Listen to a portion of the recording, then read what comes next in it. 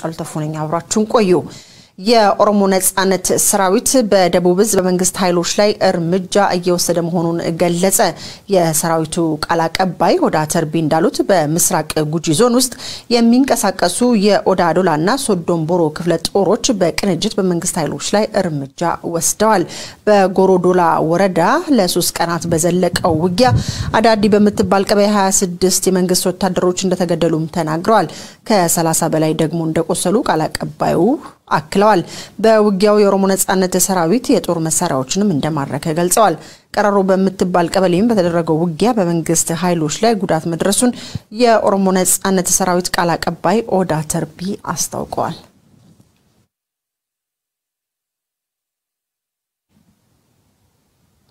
በምዕራብ አርሲ ዞን በተለያዩ ቦታዎች የመንግስት ታጣቂዎች በንጹሃን ላይ ያደረሱት ያለው ጥቃት ይበልጡኑ መጠናከሩ ተሰማ መንግስት የኦሮሞ ነጻነት ሰራዊትን ለመዋጋት በሚል ወደ ተለያዩ የኦሮሚያ ክፍሎች ወታደሮችን ማሰማራቱን ተከትሎ በምዕራብ አርሲ ዞን በሻላና ሲራሮ ወረዳዎች እንዲሁም በአልጄ ከተማ ንጹሃንን በማሰቃየትና በማንገላታት ላይ እንደሚገኙ ነዋሪዎች ለኦኤምኤን ገልጸዋል ዝርዝር ዘገባ አለን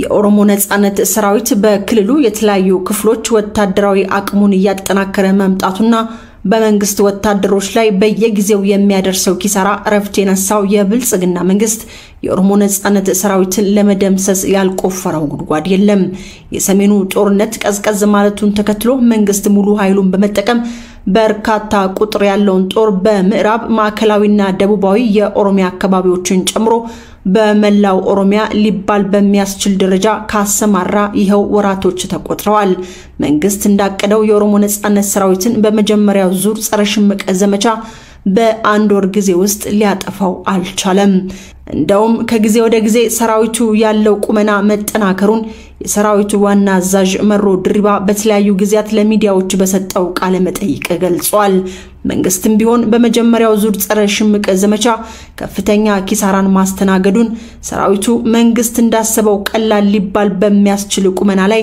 እንደማይገኝና ሰራዊቱ በህዝቡ ዘንድ ከፍተኛ ተቀባይነት እንዳለው ጭምር በተለያዩ መድረኮች ጠቅላይ ሚኒስትሩን ጨምሮ ሌሎች ባለስልጣናት ሲናገሩ ተደምጠዋል መንግስት የኦሮሞ ነጻነት ሰራዊትን ለመዋጋት ወደ ተለያዩ የክልሉ አካባቢዎች ያሰማራቸው ወታደሮች የኦሮሞ ነጻነት ሰራዊትን መግጠም ቢያቀታቸው በንጹሃን ላይ ጥቃት መፈጸሙን ስራቸው አድርገውታል ነው የተባለው በዚህም ሰራዊቱ በስፋት ይንቀሳቀስባቸዋል በተባሉ ቦታዎች ማለትም በአራቱ የወለጋ ዞኖች በሁለቱ የጉጂ ዞኖች ቦረናና ማዕከላዊ ኦሮሚያን ጨምሮ በተለያዩ ቦታዎች በርካታ ወንጀሎች በመንግስት ኃይሎች በህዝብ ላይ መፈጸሙን ነው መረጃዎች የሚያሳዩት የመንግስት ኃይሎች በንጹሃን ላይ የሚያደርሱት ጥቃት አድማሱን አስፍቶ በምዕራብ አርሲ ዞን ውስጥ በሚገኙ ወረዳዎች ከፍተኛ ሰብአዊ መብት ጥሰት እየደረሰ መሆኑን ከስፍራው የደረሰን መረጃ ያመላክታል መንግስት የኦሮሞ ነጻነት ሰራዊትን ለመዋጋት በሚል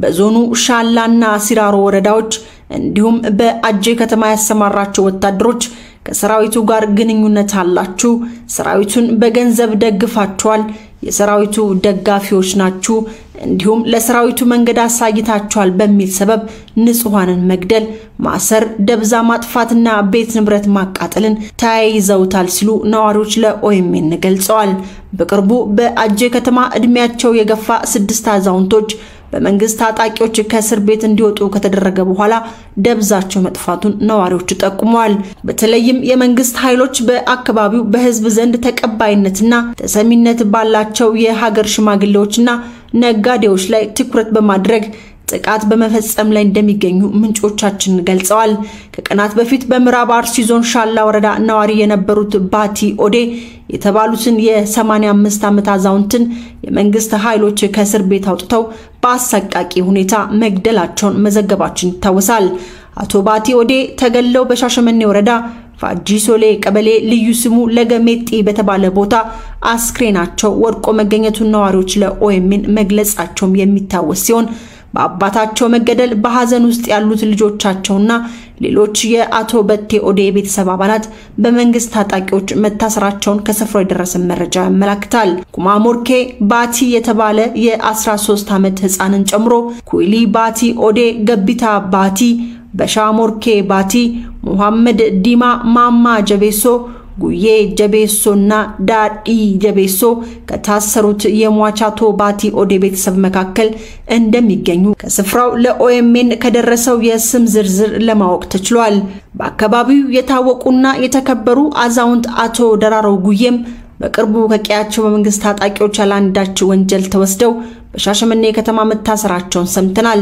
አቶ ደራሮ ጉዬ በአሁን ወቅት ከሻሸመኔ ወደ አዳባ ወረዳ መዘዋወራቸውን የገለጹት የአካባቢው ነዋሪዎች በዚያም ከፍተኛ ኢፍታዊ ወንጀል እየተፈጸመባቸው እንደሆነ ተናግረዋል።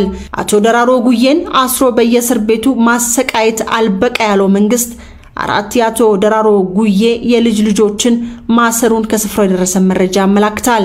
በግፍ ያላንዳች ወንጀል በመንግስት ኃይሎች ከታሰሩት የአቶ ደራሮ ጉዬ የልጅ ልጆች ሚላሊ ጃራ፣ ከድር ጃራ፣ ሀቢብ ጃራና ሐምዲ ጃራ የሚባሉ ሲሆኑ በሻሸመኔ ከተማ እስር ቤት እንደሚገኙ የደረሰ መረጃ ይጠቁማል።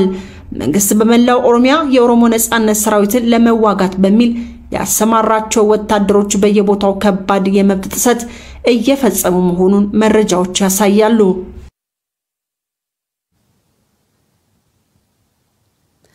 በምዕራብ ሸዋ ዞን ቶኬ ኩታይ ወረዳ የጊምቢ ቢላ ነዋሪ ገመቹ አሰፋ የተባሉና ሌሎች ለጊዜው ስማቸው ያልታወቁ ግለሰቦች በመንግስት ኃይሎች መገደላቸው ተሰማ። አቶ ገመቹ ከትናንት ወዲያ ከሌሎች ሁለት ሰዎች ጋር ከገበያ የተመለሱ በገበያው መውጫ ላይ በተከፈተባቸው ተኩስ መገደላቸው ተነግሯል። የሰው ከዚህ በፊት ሹፌር የነበረ ሲሆን ለኦሮሞ ነጻነት ሰራዊት ስንቅና ትጥቅ ታቀብላለ ተብሎ ልጆቹን የሚያኖርበትን ስራ ትቶ ወደ ግብርና መመለሱን ከአካባቢው የደረሰ መረጃ ይጠቁማል። ሟች የሁለት ልጆች አባት ሲሆን ባለፈው ረቡዕ በአመያ ወረዳ ዳሌ ዳኬ ቀበሌ ከሚገኘው የጋሉ ገበያ በሬ ገዝተው ሲመለሱ ያለምንም ምክንያት በተከፈተባቸው ተኩስ መገደላቸውን ነዋሪዎች ለኦኤምኤን ገልጸዋል።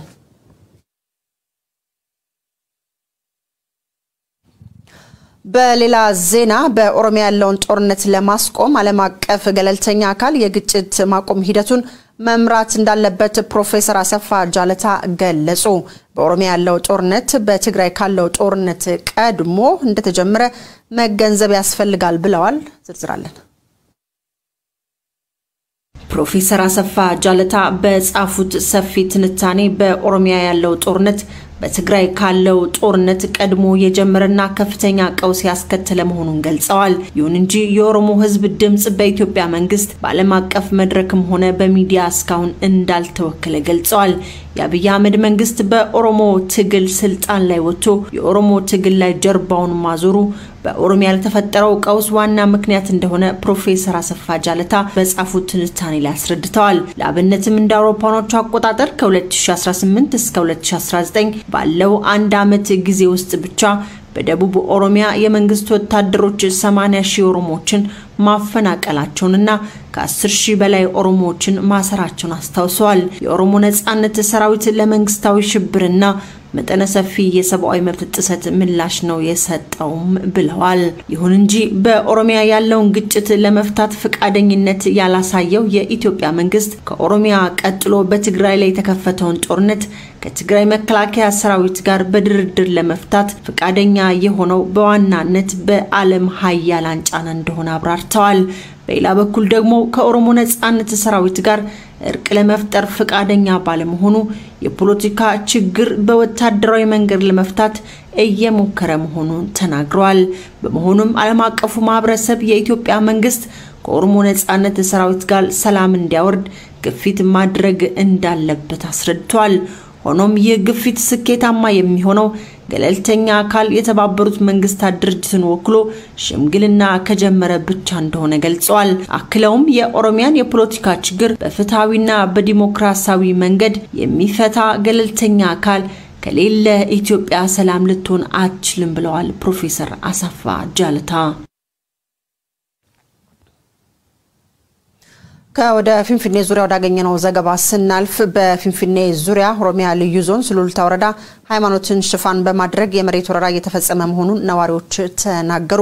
ነዋሪዎች ለኦኤምኤን ለተናገሩት ከመንግስትና ከኦርቶዶክስ ቤተክርስቲያን ፍቃድ ውጪ ግለሰቦች ተደራጅተው በቤተክርስቲያኗ ስም በቃሶ ወርሰርቢ ቀበሌ ሰፊ መሬት ወረዋል። መንግስት በድርጊቱ ውስጥ በተሳተፉት ግለሰቦች ላይ በአስቸኳይ እርምጃ መውሰድ እንዳለበት የጠየቁት ነዋሪዎች ህገወጥ ግንባታዎችም እንዲነሱ ጠይቋል።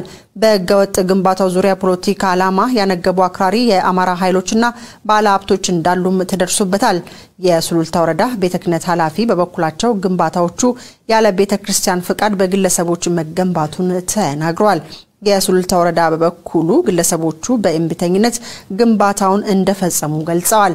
የሱሉልታ ከተማ መሬት አስተዳደር ጽሕፈት ቤት ኃላፊ አቶ ጥላውን ጉታ ለኦኤምኤን በሰጡት አስተያየት ሃይማኖትን እንደ ሽፋን በመጠቀም የተደረገው ህገወጥ ሰፈራና ግንባታው ላይ በጥቂት ቀናት ውስጥ እርምጃ እንደሚወሰድ ተናግረዋል።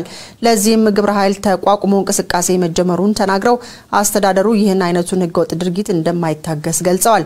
በህጋዊ መንገድ የአምልኮ ቦታ እየጠየቁ ያሉ የሃይማኖት ተቋማት እየተስተናገዱ መሆኑን ኃላፊው ጠቅሰው በህገወጥ መንገድ ግለሰቦች ሃይማኖትን ሽፋን አድርገው የሚፈጽሙት የመሬት ወረራ በምንም መልኩ ሊታለፍ የማይችል መሆኑን ያስረድተዋል። ከዚህ ቀደም በገላን ኮየፈጭና ሌሎች በፊንፊኔ ዙሪያ በሚገኙ አካባቢዎች ታቦት ወረደ ጸበል ፈለቀ በሚል ማታለያ ሃይማኖትን ሽፋን አድርገው በመሬት ወረራ ላይ በተሰማሩ ግለሰቦች ላይ እርምጃ መወሰዱ አይዘነጋም። ከኢትዮጵያ ኦርቶዶክስ ቤተክርስቲያን ሊቀ ካህናት ቀሲስ በላይ መኮንን ከዚህ ቀደም ለሚዲያ በሰጡት አስተያየት ታቦት ወረደ ጸበል ፈለቀ በሚል የሚንቀሳቀሱ አካላት ሃይማኖቱን የማይወክሉ መሆናቸውን መናገራቸው ይታወሳል።